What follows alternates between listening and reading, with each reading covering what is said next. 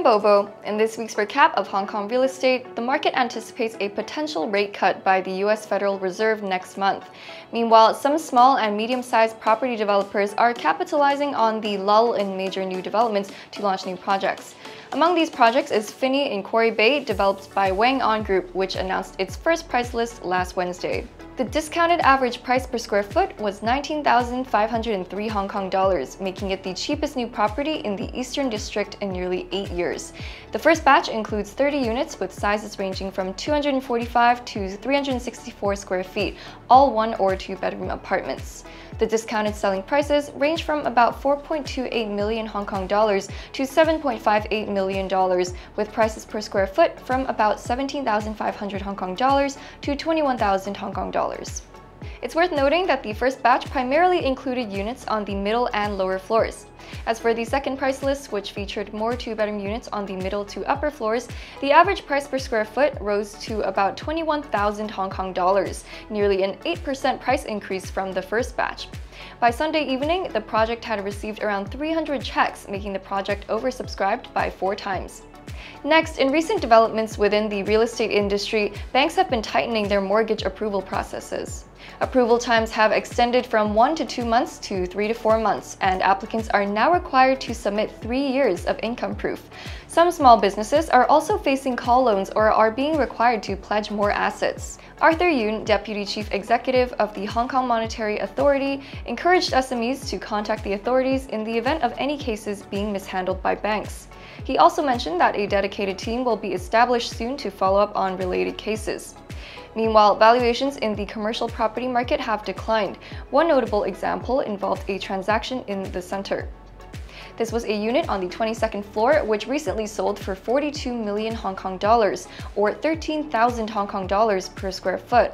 Originally purchased by a factory owner from an investor in 2019 for over 100 million Hong Kong dollars, this resale resulted in a loss of 72 million Hong Kong dollars. This past weekend, the secondary market was dominated by a wait-and-see attitude. Hong Kong's 4 biggest real estate agencies recorded 6 to 14 deals for the city's top 10 blue-chip housing estates. Centerline and Midland Realty both saw double-digit transactions, but only Midland Realty and Hong Kong Property reported increases. Midland Realty, which recorded the highest number of transactions, points out that the market anticipates an imminent rate cut in the US, prompting some buyers to enter the market early. Let's check out transactions from 3 housing estates that saw increased transactions this past weekend.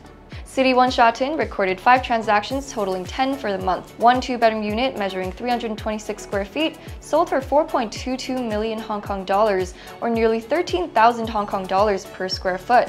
The original owner, who bought it in 2006, saw a profit of 2.94 million Hong Kong dollars. Similarly, Taikoo Shing witnessed 3 transactions this past weekend. A roughly 500 square foot 2-bedroom unit changed hands for 7 million Hong Kong dollars, roughly 14,000 Hong Kong dollars per square foot.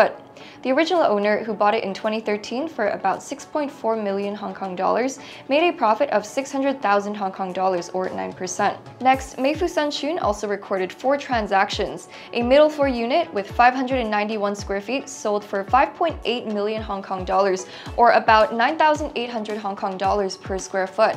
The original owner, who bought it in 2011 for nearly $5 million, gained 820,000 Hong Kong dollars, or 16%. This past weekend saw about 20 transactions in the first-hand market, a 38% drop from the previous week, mainly involving leftover inventory. For instance, Kai Tak's The Pavilia Forest 1 recorded 4 transactions, making it one of the more active new developments. There were also scattered cases from other areas like Cheung Kwan O's Park Seasons and Yuen Long's After the Rain. This week, all eyes are on the US Federal Reserve Chairman Jerome Powell's speech at the central bank's annual meeting, which might hint at the start of a rate-cutting cycle. For more information on the secondhand market, stay till the end of this video for this week's recap of secondhand transactions across each district. That's all for this episode. See you in the next.